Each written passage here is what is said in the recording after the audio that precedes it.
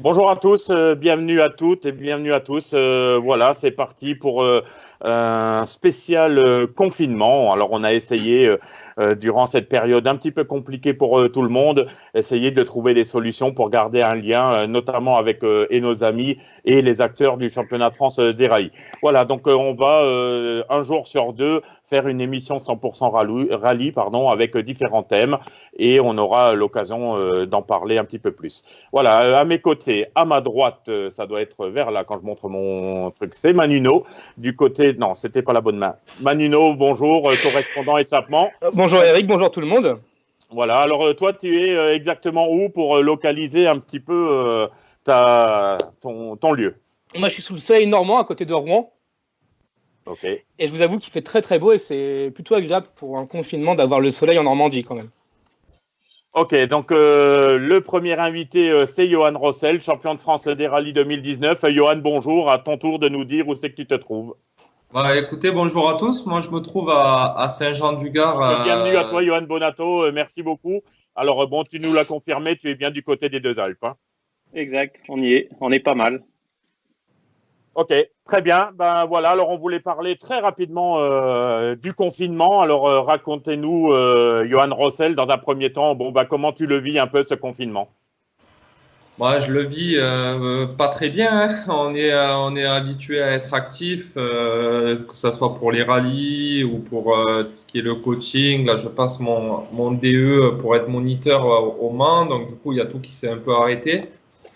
Après, voilà, dans tous les cas, on n'a pas le choix. Il faut être responsable et il faut pas faire de conneries, d'aller n'importe où ou quoi que ce soit. Donc, non, je reste chez moi au chaud et je fais juste le strict minimum en termes de sport pour sortir moins d'une heure et voilà. Donc, on l'a mis tous que ça commence, mais c'est vrai que c'est une période qui est pas évidente, mais il y a des personnes qui sont bien moins bien que nous, donc voilà, on prend notre mal en patience.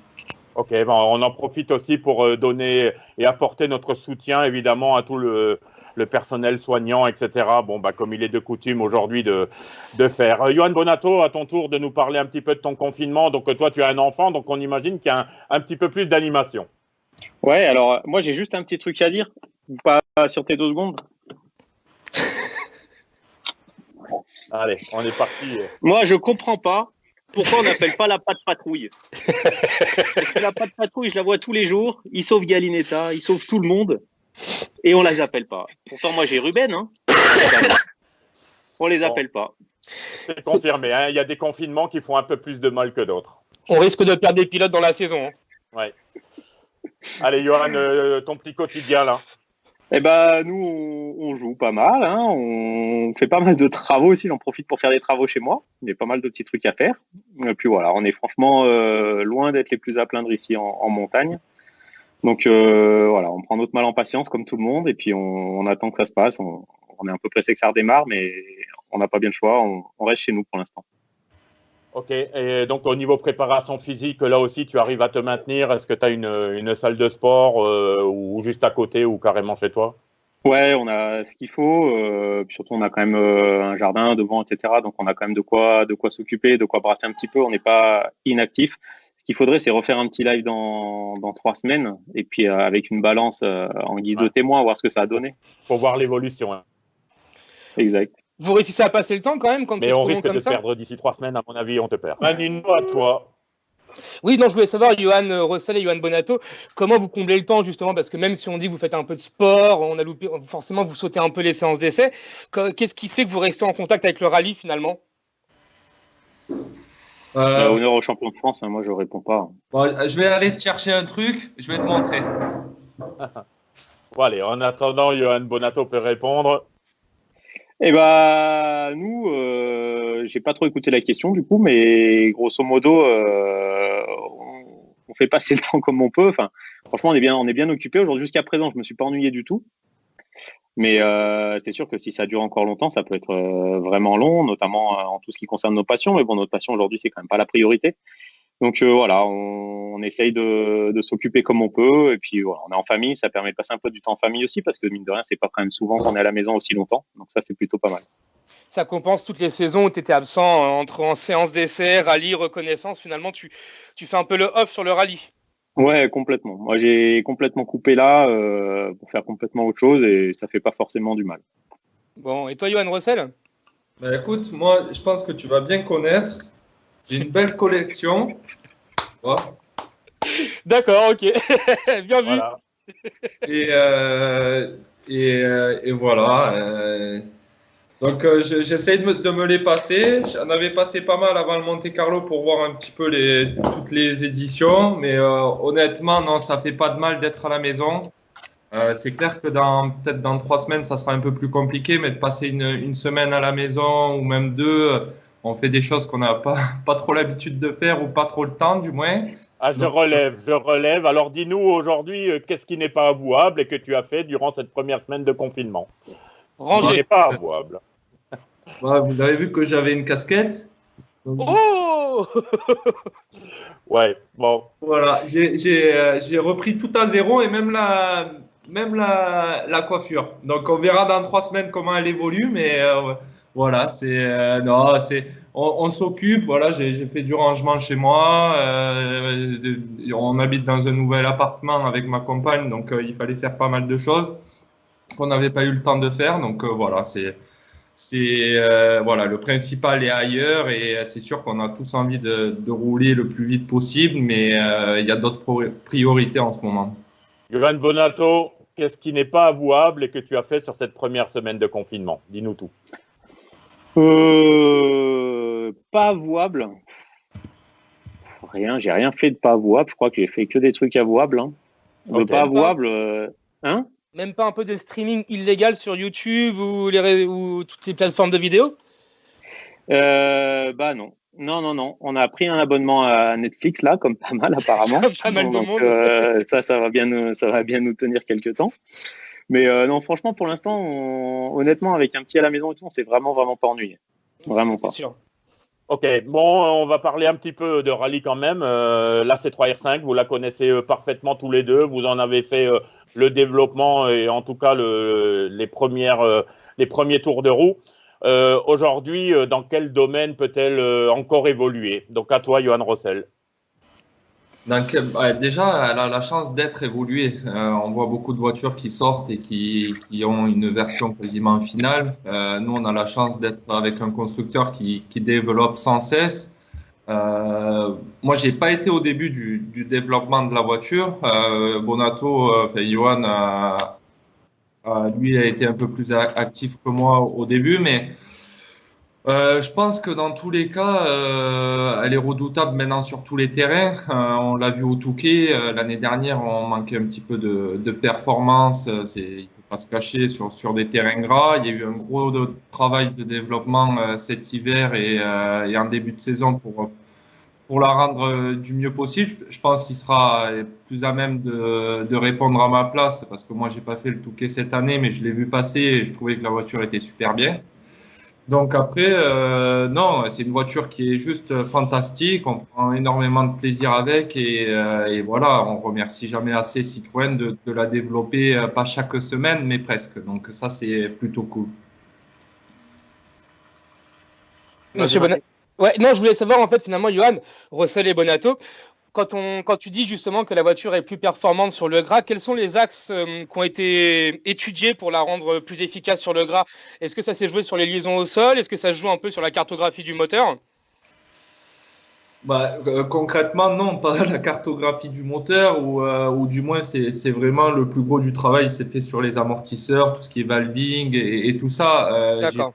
J'ai pas pris part aux essais du Touquet avec Citroën, donc je pense que Johan pourra mieux te répondre que moi, mais je pense que c'est plus sur l'amortissement de la voiture. Ouais. Alors, je ne m'y connais pas en personnage, mais j'ai l'impression qu'on a encore un nouvel invité. Donc, il va pouvoir, lui, nous parler de la C3R5. C'est pas de patrouille, mais je ne sais pas qui, là. Et oui, c'est la pas de patrouille encore. Mais cette fois, c'est Stella. Et pour moi, c'est la seule chose. C'est la seule chose qui manque à la C3. C'est des hélices pour s'envoler. Parce qu'aujourd'hui, elle a tout ce qu'il faut. Et Stella, elle a un hélicoptère, elle. Bon, les initiés comprendront. Ouais, c'est tôt le matin, il n'y a pas de patrouille, quand même. ouais, mais c'est le soir aussi, puis il y a de la rediff. Alors, tu vois, t'en peux plus, quoi. On va parler du replay, justement. Voilà. Non, justement, Johan Bonato, quand Johan Rossel disait tout à l'heure que la voiture devenait un peu plus efficace sur le gras, vous avez touché à quoi, finalement, pour la faire évoluer dans cette direction-là? C'est principalement du châssis et du travail avec les diffs. Il y a eu beaucoup de choses de faites sur les valvings, sur des nouveaux ressorts. Je ne sais pas si vous avez vu, on a passé des ressorts roses. Et le rose, pour des conditions betteraves, c'est très efficace. Donc ça, c'est quelque chose qui a bien marché. Beaucoup de liaisons au sol. Beaucoup de liaisons au sol. C'est vraiment ce qui a été le plus important en collaboration avec le travail des diffs. Et ces deux choses-là cumulées, ça rend la voiture aujourd'hui bien efficace dans ces conditions grasses. Il y a autre chose aussi qui a vachement fait évoluer la voiture dans ces conditions-là, c'est le nouveau berceau arrière qu'on a depuis milieu d'année dernière, qui a apporté quand même un certain gain. Ça s'est vérifié déjà au Monte-Carlo. Et ça se vérifie encore à nouveau au Touquet, puisque les C3 étaient quand même vraiment dans le coup. Donc, non, c'est une voiture qui a bien évolué dans ces conditions-là, là où elle était le moins performante, on va dire, jusqu'à présent. Et sur le sec, elle garde sa perfo d'avant. Donc, aujourd'hui, on a une voiture qui est complète sur l'asphalte, quelles que soient les conditions, le type de terrain et surtout le type de pilote. On voit aujourd'hui que le R5 est devenu vraiment une guerre pour les constructeurs. Chacun a sa R5, chacun essaie d'être performant. Aujourd'hui, quelles sont les menaces les plus directes que peut craindre la C3? Est-ce que c'est la montée en puissance de la Ford et de la Fabia, ou peut-être un statu quo dans les jokers apportés sur la C3 R5? Non, je pense qu'aujourd'hui, les R5, avec la réglementation très stricte à respecter, c'est difficile de faire des écarts énormes entre les voitures. Par contre, voilà, il faut se situer dans le haut du tableau. Je pense qu'aujourd'hui, plusieurs voitures se situent dans ce haut-là. Actuellement, la C3 se distingue un petit peu de par les résultats qu'elle procure. Donc, on sort sur la vague et aujourd'hui, c'est une voiture qui est forcément la référence de la catégorie sur l'asphalte et sur la terre. Sur le championnat de France, y a-t-il vraiment une manche où la C3 est vraiment redoutable plus que d'autres? Non, je pense que c'était le cas avant. Et aujourd'hui, justement, avec ces évolutions en terrain gras, ça veut dire qu'on a vraiment élargi le panel d'utilisation d'exploitation de la voiture. Et clairement, aujourd'hui, elle est bien partout, quoi. Bon, on a la chance d'avoir un championnat assez varié. On passe du Touquet à l'Antibes, au Lyon-Charbot. Enfin, bon, je ne sais pas s'il va avoir lieu ou pas, mais. Dans le Charbot, il n'aura pas lieu, hein, ça a été annulé. Ouais, le Charbot annulé. Pas reporté, hein. Non. Okay. Ben, dans tous les cas, il y a beaucoup de types de terrains compliqués ou dans tous les cas où le type de route est différent et on a montré l'année dernière et je pense qu'ils le montreront encore cette année avec toutes les C3 qu'il y a que ben, elle va bien de partout et c'est ce qu'il disait Johan, c'est que on a la chance d'avoir une voiture qui marche et qui est compétitive. Techniquement, on peut voir aussi qu'il y a eu deux philosophies un peu au Touquet. Il y avait la C3R5 équipée Michelin et la C3R5 équipée Pirelli. Est-ce que fondamentalement, il y a une grosse différence où on peut voir aujourd'hui par les perfs que la voiture s'adapte un peu à tout type de pneus? Alors, moi, depuis mes débuts, j'ai roulé qu'en Michelin, donc je ne connais pas du tout la gamme Pirelli, mais quand je vois les résultats des autres, je pense que c'est quand même une gamme qui marche et voilà, c'est clair que je pense que la différence ne se fait pas dans les pneumatiques. Okay. Ouais, ce que tu disais, c'était par rapport à la voiture, Manu, c'est ça? Tu voulais savoir si la voiture s'adapte mieux. Moi, je pense que les pneus, la voiture s'adaptera à tous les pneus. Après, forcément, c'est la dernière liaison au sol et c'est une des parties les plus importantes de la performance d'une voiture. Je pense qu'aujourd'hui, la voiture, elle s'adapte à tous les pneus. Après, elle sera plus ou moins performante en fonction du type de pneu qu'il y aura sur la voiture. Là, on a la nouvelle gamme Michelin qui va bientôt sortir. Alors, ça prendra un petit peu de temps encore, mais on devrait l'avoir l'année prochaine. Enfin, cette année, pardon, en cours. Et là, on va vraiment passer un gap de performance, mais ça ne sera pas forcément la voiture qui aura évolué, ça sera vraiment l'évolution du pneumatique. Donc là, ça fera probablement un step. D'accord. Eric? Ok, ben, je pense que voilà, on a fait un petit peu le tour de la C3R5. On ne voulait pas non plus en rester que sur ce sujet-là. Vous allez préparer votre prochaine manche de mondial. Alors évidemment, aujourd'hui, vu les circonstances, on ne sait pas si vous serez au Portugal, en Sardaigne, voire en Finlande. Aujourd'hui, est-ce que vous craignez un petit peu le manque de préparation? Johan Rossel. Bah, clairement, oui. C'est clair que en mondial, je manque un petit peu de recul vis-à-vis des manches. J'ai fait beaucoup plus de manches en championnat de France qu'en mondial, donc j'ai besoin de rouler pour me préparer. C'est dommage parce qu'on avait trouvé des solutions pour être au départ du Terre d'Écosse et peut-être au casting. Donc c'est assez rageant de ne pas rouler, mais honnêtement, voilà, quand on voit ce qui se passe en ce moment, on se dit que ça devient secondaire. Ouais. Ça devient secondaire. Après, c'est clair qu'une fois passé le coronavirus et toutes les mesures prises en compte, on va de suite s'axer sur le rallye et on sera de suite jugé par la performance. Donc voilà, il faudra, avec le gap de temps le plus minime possible, se préparer du mieux possible. Alors, je ne sais pas où on va attaquer, si c'est au Portugal, Sardaigne ou Finlande. C'est clair que ça serait plus facile pour moi d'attaquer au Portugal qu'en Finlande sans rouler. Mais voilà, je fais confiance à mon équipe. Ils ont quand même beaucoup de recul. J'ai le temps de me préparer physiquement et j'espère être prêt malgré tout pour aller chercher des podiums et montrer qu'on peut être performant en mondial aussi. Merci Johan. Johan Bonato, toi tu as 4 participations en Finlande. Alors on en profite, si tu peux donner le premier conseil à Johan Rossel concernant ce qu'il va retrouver là-bas. Toujours à fond. Il faut du cœur là-bas, mais il ne faut pas du cœur pour les gonzesses là-bas. Il faut du cœur entre les jambes. Tu vois où je veux le dire. Et là-bas, c'est un rallye qui est tellement atypique. Chaque année auquel on a participé à ce rallye-là, on y a participé 3-4 fois, tu me disais, je savais 4 fois, 4 fois, ouais. 4 fois. Et chaque année, hormis la première année, je me suis dit, bon, c'est bon, je l'ai déjà fait une fois. Je connais, je sais où je vais. Et chaque année que je repartais là-bas, que je refaisais mes recos, je me disais, c'est vraiment un rallye atypique et tu n'arrives pas à t'habituer à ce type de route. C'est vraiment, vraiment particulier.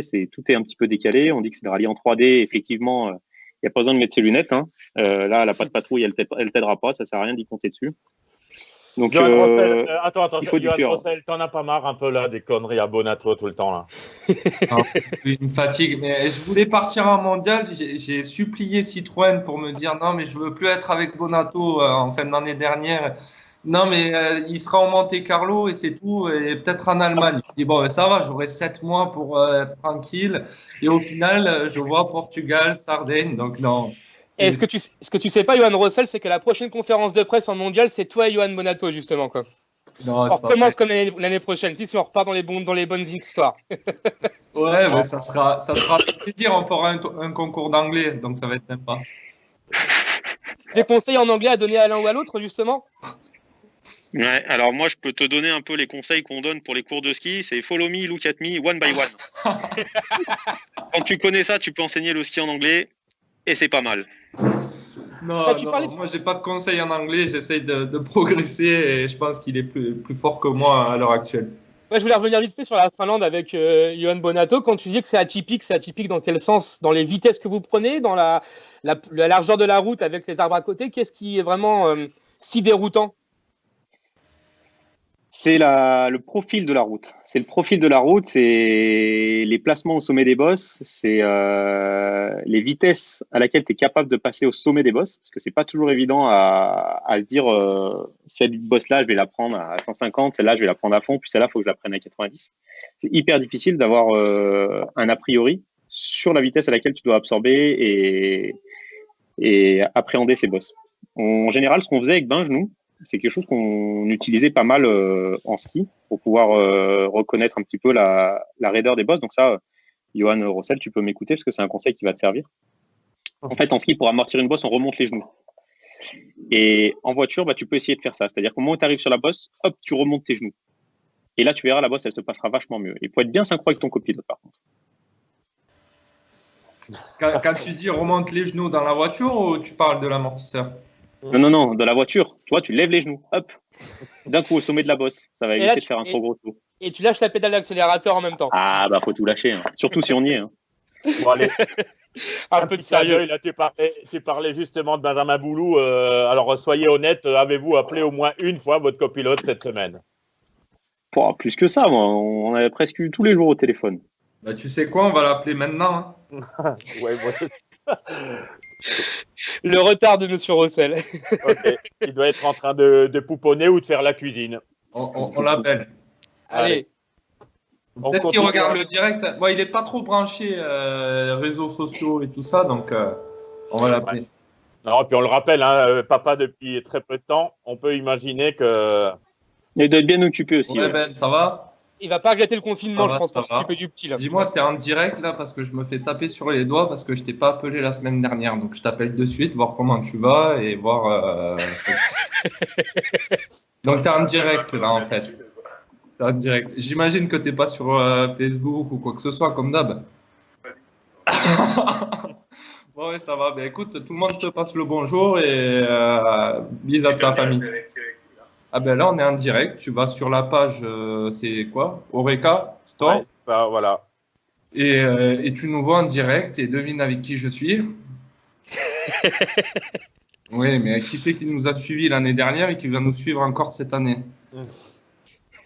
Il va partir derrière nous toute la saison. Et heureusement que je t'ai pas suivi au Monte Carlo parce que punaise, je suis encore en train de passer la ligne d'arrivée. Oh. Ouais, enfin, chez Bonato, il me semble que Monte Carlo, t'as poussé toi pour y arriver, non? Ah oui, c'est vrai, pardon, oh, je retire. On t'attend sur le live. Allez, à plus. Allez. Voilà, c'était le petit clin d'œil au copilote. On tenait à le faire aussi. On aura des émissions 100% copilote. Ah, regarde. On peut déjà l'annoncer. Regarde. Il y a Binge qui est jaloux. Ouais, qui doit appeler. Mais j'arrive pas à voir, je vois pas Johan et Manu. Ouais. Bah, salut Benjamin, merci d'être avec nous et de nous suivre aussi. Ah, il dit salut Benjamin, merci d'être avec nous et de nous suivre aussi. Bon. J'ai bien aimé le coup de remonter les genoux là, c'est pas mal. J'ai trouvé ça énorme. Donc ça marche en plus. Eh ouais, ça marche, bien sûr. Ouais, ça marche impeccable. Ça y est, on te voit là. Allez, on revient. Alors vous aussi, tiens, j'ai… Et l'Obstraken, voilà, c'est ça. Ok. Bon, je crois qu'il faut qu'on vous laisse. Hein. Oh, Marius. Donc merci au copilote d'avoir participé. Manu, c'est peut-être à ton tour, avoir une petite question décalée. Bah, moi, c'était pas tout à fait décalé, c'était un peu plus revenir à la réalité, surtout pour Johan Rossel. Ça va faire, au meilleur des cas, 4 mois qu'il n'aura pas roulé au départ du prochain rallye. Comment tu vas aborder ce phénomène de vraiment pas avoir fait un rallye depuis le mois de janvier? Est-ce que c'est quelque chose que tu appréhendes? Ouais, c'est clair. C'est pas facile, mais bon, c'est comme ça. On avait trouvé des solutions, comme j'ai dit, pour être aux Terres d'Écosse et au casting. Donc, j'étais super content. Ça me faisait rouler. Donc, voilà, on va voir comment on peut s'organiser. Dans tous les cas, je pense qu'il y aura les séances d'essai pour se remettre dans le bain. On va travailler un petit peu les vidéos. On l'a déjà fait une fois, le Portugal, donc c'est clair que c'était il y a 3 ans, mais oui, c'est pas évident. Dans tous les cas, c'est pas évident. Je ne sais pas à l'heure actuelle comment je vais me préparer. Physiquement, j'essaye de faire du sport tous les jours et d'être prêt. Après, en termes de roulage, je pense que ça sera plus le jour J, j'ai envie de dire, quand tout sera fini. Toutes les mesures seront closes, qu'on pourra dire bon, ce rallye il a lieu et pourquoi pas aller faire, je sais pas, un rallye régional, national. Je possède 208 R2, donc peut-être en prendre une pour aller se remettre dans le bain. Je sais pas, il y a plusieurs options, mais dans tous les cas, on est motivé pour essayer de faire du mieux possible et voilà, c'est clair que il faut rouler, on l'a vu l'année dernière, j'ai beaucoup roulé, ça a été une de mes saisons références, donc c'est clair que de ne pas rouler pendant 4 mois, c'est pas évident. Je voulais enchaîner, en fait, on voit aujourd'hui qu'il y a pas mal de pilotes, surtout en circuit, qui créent leur propre championnat en sim racing. Est-ce qu'on pourrait imaginer justement les pilotes de championnat de France créer leur petit championnat sim racing sur un jeu vidéo particulier, Dirt ou je ne sais quel jeu, pour justement passer le temps et se tirer des bourres contre le chrono quand même pendant cette longue période de confinement? Je pense que je vais pas dire. Je pense que la réalité, on s'approche plus de la réalité en circuit qu'en rallye sur des jeux vidéo. Je joue un petit peu, j'aime bien, mais je suis pas un accro comme certains, j'ai envie de dire, j'ai vu quelques trucs passer sur Facebook et tout, des chronos. J'essaye de voir, mais j'en suis loin. Et puis, ça dépend tellement du matériel, j'ai l'impression. Il y a beaucoup de personnes qui ont des volants avec. Alors ça y est, on se cache derrière la technique encore. C'est pas possible, là, ces pilotes. Moi, j'ai juste la manette. Mais non, au-delà de ça, je suis pas sûr que pour le rallye, ça soit équivalent au circuit comme jouent les pilotes de Formule 1 et un peu tout le monde. Ouais. Johan Bonato, on voit ces derniers jours des concours entre vous, des jump challenge, des crash challenge. On sait que Johan Rossel, il n'a pas de photo de crash challenge, mais toi, par contre, tu dois pouvoir en fournir un peu, non? Attends, c'est quoi ça? J'ai rien compris. Alors, sur Facebook, aujourd'hui, Instagram, certains pilotes s'échangent leurs photos de crash ou de sortie, ou alors les sauts les plus hauts. Donc, Johan Rossel ne peut pas participer au Crash Challenge, il n'en a jamais sorti. Toi, par contre, tu dois avoir quelques photos à nous trouver. Ah, je dois avoir des belles reliques, ouais. Je dois avoir des belles reliques. Mais j'ai pas vu encore ça, mais je dois avoir des belles reliques. Mais Eric, après, c'est pas les photos que j'ai encadrées le plus. Il parle à une star, là. Il gère pas ses comptes Facebook, il gère pas ses comptes Instagram, donc il se focalise que sur le pilotage, lui. Bon, allez, on voit que ça taille un petit peu. Par contre, j'ai une question aussi dans ton historique, Johan Bonato. J'ai trouvé un rallye en 2003, l'Auxerrois, au volant de la Saxo T4.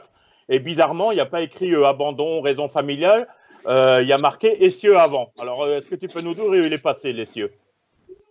Ah bah, il a dû rester dans le talus, à mon avis. Hein. Il n'avait pas marqué ça. Je pense qu'il était resté dans le talus, à mon avis. Je n'ai jamais été le récupérer, mais il est peut-être encore un peu. Bon, ben voilà. Dans les stats, ça m'a vraiment interpellé. Alors, on ne sait pas si tu l'as perdu, s'il était défaillant, mais voilà. Oh, je ne l'ai pas perdu tout seul. Hein. Je pense que j'ai dû l'aider un petit peu à le délaisser. Ok. Allez, Manu, à toi. Moi, en fait, je voulais juste revenir un tout petit peu sur la partie communication du championnat de France des rallyes qui a beaucoup évolué ces dernières années. Comment vous percevez, alors surtout toi, Johan Bonato, qui a connu un peu la préhistoire et la communication 2.0, comment tu juges maintenant l'évolution de la communication en rallye, principalement? Je trouve que pour nous, en tout cas, ça a été un vrai tremplin. On s'en est beaucoup servi. La Fédé a fait d'énormes efforts et a rendu la communication vraiment, vraiment sympa. C'est quelque chose qui a vachement évolué.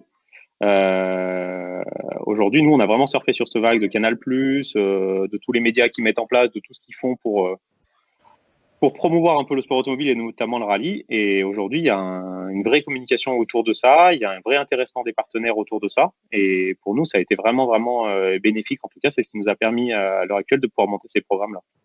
Et toi, Johan Rossel?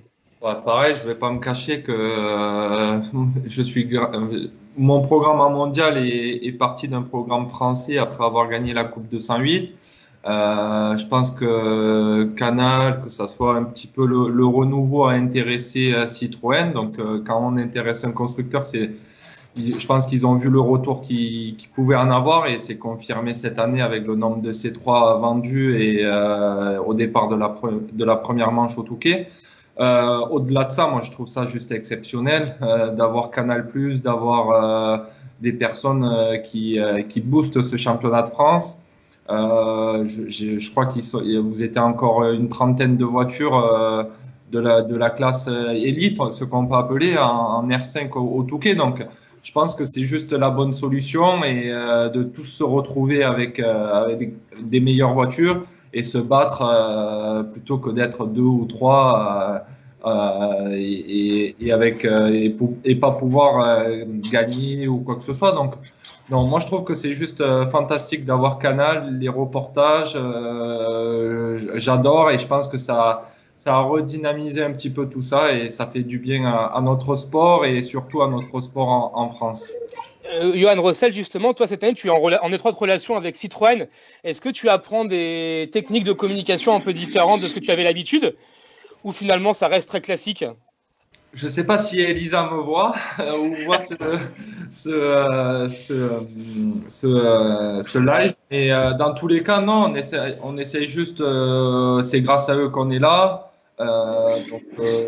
Voilà, j'ai pris des cours à l'époque de Rallye Jeune, quand on était avec Rallye Jeune sur un petit peu le média training et tout ça, où là, j'étais vraiment pas bon. Et j'essaie de m'améliorer, mais je pense pas être au niveau de Bonato un jour. Donc, ça, c'est sûr. Johan, toi, Bonato, justement, tu as toute la communication qui te concerne. Comment tu l'aperçois? Comment tu joues avec? Moi, j'ai fait beaucoup d'études de communication, puisque moi, mon niveau scolaire, c'est à peu près bac-5. Donc, en fait, je me suis vraiment basé sur ces aptitudes-là pour faire ma communication. Non, nous, c'est vraiment grâce à Mathieu Hahn uniquement qu'on arrive à communiquer comme ça. J'ai pas forcément de talent particulier là-dessus ou quoi. Ce que je m'efforce à faire, c'est rester un peu simplement un peu naturel, et on est quand même dans un environnement et dans un milieu qui est quand même privilégié, dans lequel on se fait plaisir. Donc, voilà, ça serait dommage de se prendre la tête quand même quand on fait du sport automobile, quoi. C'est pas faux. Non, et puis vous avez clairement tous les deux une cote de popularité dans le championnat de France. Et bon, bah voilà, c'est une image qui se travaille et on est bien content de vous avoir. Et bon, bah voilà, nous on aime bien le côté décalé un petit peu. Donc, je vais continuer sur ce sujet-là d'ailleurs et je propose à Johan Bonato de poser une question à Johan Rossel. Tiens. Que je lui pose une question? Ouais. Moi, je voudrais savoir, j'ai une question qui me travaille, mais elle ne concerne pas forcément que Johan Rossel, elle concerne aussi JB Franceschi. Mais bon, il pourra me répondre aussi. Je voudrais savoir quel type de gel ils arrivent à utiliser pour que lorsqu'ils enlèvent leur cagoule et leur casque, ils sont toujours coiffés de la même manière. Parce que moi, quand j'enlève ma cagoule, j'ai vraiment l'impression de ressembler à Einstein ou à Doc dans Retour vers le futur. Et eux, ils sont toujours coiffés, t'as l'impression qu'ils n'ont même pas mis le casque. Alors, je voulais savoir quelle est leur marque de gel. Écoute, c'est un travail de longue date. Moi, j'ai commencé le sport auto en karting à l'âge de 10 ans, donc c'était en 2005. Donc on est en 2020. J'ai 15 ans de travail derrière moi et voilà. Et tu vois tout ça pour arriver à ça. Voilà.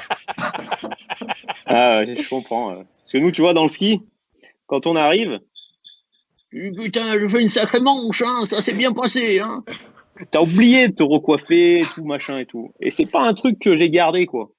Et toi, et surtout pour toi, Johan Bonato, après le confinement, 3 semaines, 1 mois sans aller chez le coiffeur, là, ça risque de faire une belle touffe, non?